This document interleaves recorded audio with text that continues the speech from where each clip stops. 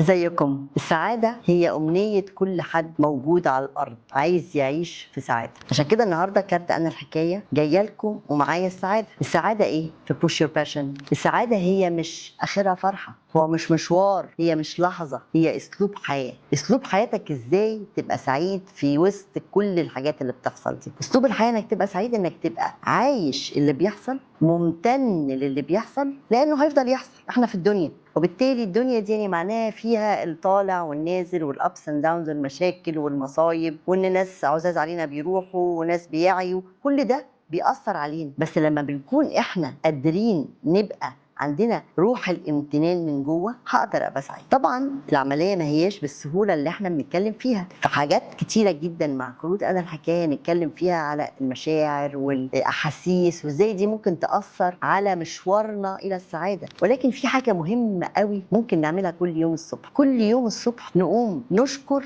ان احنا عندنا 3 حاجات في حياتنا. كل واحد يدور على ايه ال3 حاجات اللي هو هيشكر الصبح عليها ويبقى ممتن بيها. انا ممتن عشان 1، انا ممتن عشان 2، انا ممتن علشان 3، انا سعيد بيهم الحمد لله. مع انا الحكايه.